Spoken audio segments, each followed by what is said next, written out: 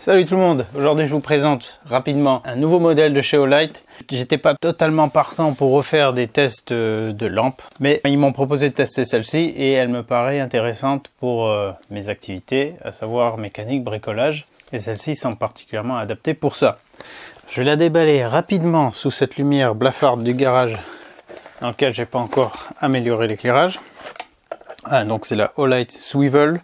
Vous allez voir pourquoi Swivel, ça veut dire pivot en anglais. En dessous, il y a le mode d'emploi, un câble USB-C et la lampe qui est un peu plus grande que ce que je pensais. Swivel parce que on peut la faire pivoter comme ça. On a une base magnétique, elle est également équipée d'un crochet sur cette partie.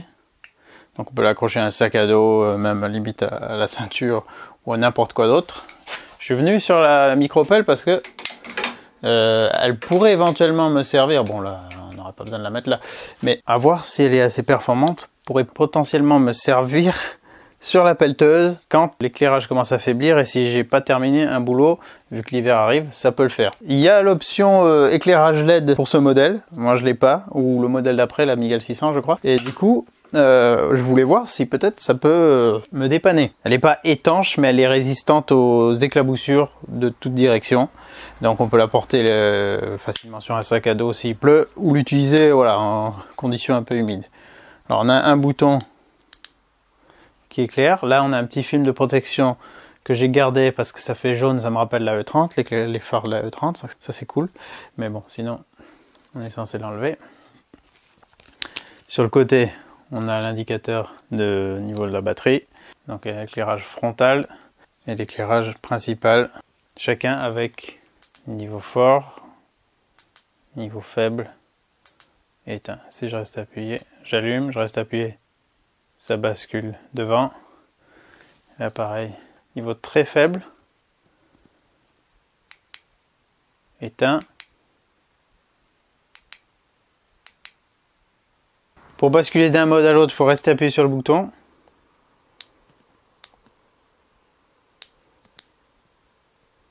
Je trouve que c'est pas ce qu'il y a de plus pratique. Et pour changer les modes, il faut appuyer une fois sur chaque mode et ça passe au travers. Ah, ça j'avais pas vu. Je sais pas si vous voyez que c'est phosphorescent le tour là. Je vais la mettre dehors 2 minutes.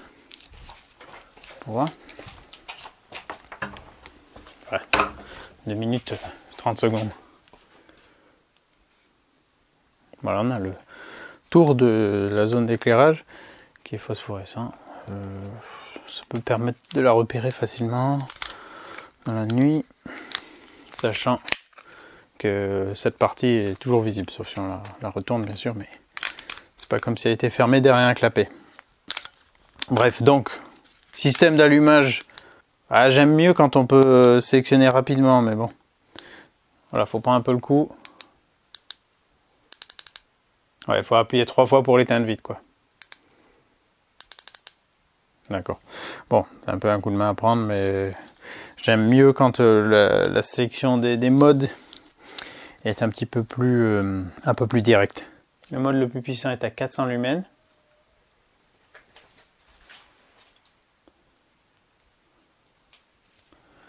Voilà, on va dire en spot. Et avec ça, il y a 5 heures d'autonomie. Si on baisse au minimum, en 12 lumens, ce qui n'est pas énorme, en camping par exemple pour s'éclairer en mangeant, ça suffit largement. Là, il y a 90 minutes d'autonomie. Et dans l'autre mode, le mode bas, il fait 50 lumens, autonomie de 27 heures. Et le mode plus puissant, avec une portée de 80 mètres, maximum 5 heures. Donc voilà, là, c'est un outil assez polyvalent, puisqu'on a un mode vraiment torche directionnel et un mode spot pour le travail ou pour éclairer une plus grande zone. Donc une multitude d'utilisations possibles. Comme je vous disais, moi, ce qui peut m'intéresser, c'est de l'avoir peut-être sur la machine, de toute façon en mécanique tout le temps, hein. Mais puisqu'elle a un socle aimanté, est-ce qu'il tient assez bien déjà? Ouais, il tient assez bien. Ah oui, même comme ça par exemple. Là, ça me permet carrément d'avoir comme si j'avais un petit phare installé. Ce socle aimanté, c'est vrai que là, je le colle ici. Tac. Je vais couper l'autre lumière pour comparer. Là, on est dans des conditions de travail qui approchent la fin de journée. Le mode le plus faible, on va pas utiliser ça. Voilà. Et en mode puissant, ça va, hein, ça va. On voit une bonne zone de travail, par exemple, juste à partir de la lame, c'est ce qu'on aurait besoin, jusqu'à suffisamment loin, quoi. Dans cet usage, ça pourra me dépanner si besoin. L'autre jour, justement, j'étais sous les arbres, ça commence à être la fin de journée, ça commence à être un peu sombre. Bon, on a l'œil qui s'est habitué, mais ça peut le faire. Après, à voir sur ce genre de truc, si avec les vibrations, ça tiendrait. La partie aimantée n'est pas la plus puissante que j'ai vue, mais dans la majorité des utilisations, ça devrait le faire. Et si je mettais en frontal, bon là on a un éclairage beaucoup plus rond, beaucoup plus ciblé. Faible, puissant.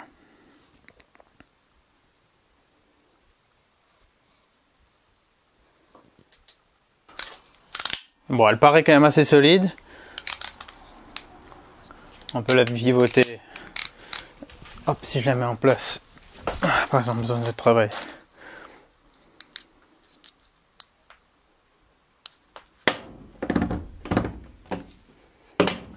Voilà, de plat à 180 degrés. Ça, c'est carrément pratique. Si on a de la ferraille pour l'accrocher. Bien sûr, elle peut se poser sur n'importe quelle surface, comme ça aussi. Hein. Du coup, avec ce socle. Donc, ça me semble être une bonne lampe assez polyvalente, assez pratique. Son prix est de base 40 €. Et là, prix de lancement, elle va être à 30 €, je crois. Donc, bon. Vous pouvez comparer pour voir ce que vous avez en équivalence à 40 € si vous n'avez pas les promos. Mais ils font souvent des promos. Et normalement, j'ai un code promo aussi à vous mettre dans la description. Donc, regardez. Voyez si ça vaut le coup. Je sais que le reproche qu'on fait tout le temps à Olight, c'est que les batteries ne soient pas remplaçables, qu'elles soient intégrées. C'est sûr que ça peut être un handicap. D'un autre côté, je compare avec l'appareil photo avec lequel je filme. Enfin là maintenant c'est un autre. C'est un plus récent, mais celui d'avant, j'ai filmé pendant 4-5 ans avec la même batterie que j'aurais pu remplacer, mais que j'ai jamais remplacé. Donc finalement, qu'elle aurait été interne à l'appareil. Ça dure, hein, les batteries lithium-ion, quand même, faut pas trop se faire de soucis. Voilà, donc ça c'est le reproche qu'on fait, qu'on est obligé de remplacer la lampe pour la plupart des modèles si on n'a plus de batterie. Quand c'est vraiment intégré, il y a beaucoup de modèles où on peut la sortir. Celle-ci, je sais pas trop si on peut la sortir, mais toujours est-il qu'elle est livrée entièrement montée comme ça, pas comme sur la Warrior où on peut la sortir. La batterie fait 2600 mAh. Donc voilà, c'est pour ça qu'on peut avoir quand même une assez bonne autonomie. Je crois qu'elle est résistante aux chutes aussi également. Ouais, résistante aux chutes jusqu'à 1 mètre et garantie 2 ans. Je vous la remontre un peu mieux en plein air. Clips qui s'ouvre vers l'extérieur comme ça. Je peux même la mettre sur le Ranger. Ouais, ça sert à rien tout de suite de faire ça. Non mais ça pour accrocher un sac à dos ou une branche au-dessus d'un campement. Voilà, admettons. Ouais, au-dessus d'une branche, ouais, c'est vrai. Du moment qu'il y a quelque chose qui passe au-dessus, grâce à ce clips et l'écran, on peut la placer et l'orienter un peu comme on veut. Ça, c'est pas mal.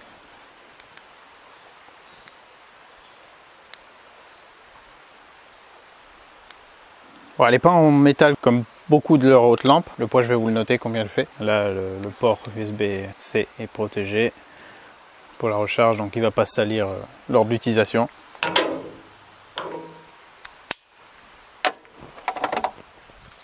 Non, franchement, ça me paraissait être un bon truc. Ça a l'air d'être le cas, à voir une fois de plus sur la durée.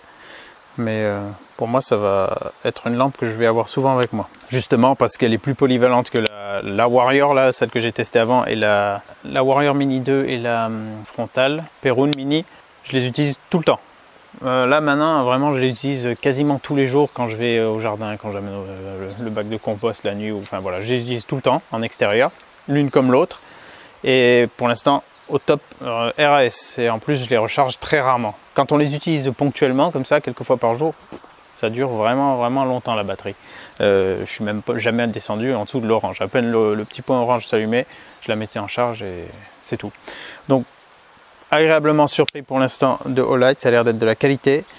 C'est vrai que le prix de base est cher, donc profitez des promos, mais j'ai l'impression quand même qu'on en a pour son argent. Après, à comparer avec d'autres marques, comme je vous disais, je ne connais pas la concurrence. Sinon, c'est en faisant qu'on fait. Je vous dis à bientôt dans d'autres vidéos et j'hésiterai pas à vous faire un retour. Déjà, petit retour que je peux vous faire aussi sur la Perun Mini, la frontale. Je l'avais déjà évoqué lors du test. La bande, serre-tête, effectivement, a trop tendance à se mettre sur le velcro et à chaque fois qu'on la décroche, parce qu'elle est décrochable du velcro, la Perun Mini, de son socle on va dire, et comme il est plus large que le socle, le velcro dépasse et la bande vient coller dessus et ça l'effiloche et tout, ça devient, voilà, ça s'effiloche de plus en plus avec le temps et quand on la range à chaque fois, clac, ça faut tirer dessus pour la remettre en place. Ça c'est un inconvénient, mais sinon elle marche nickel et j'ai rien d'autre à dire à ce sujet. C'est un petit inconvénient, mais c'est vrai que il pourrait l'améliorer à ce niveau. Allez, à très bientôt, au revoir.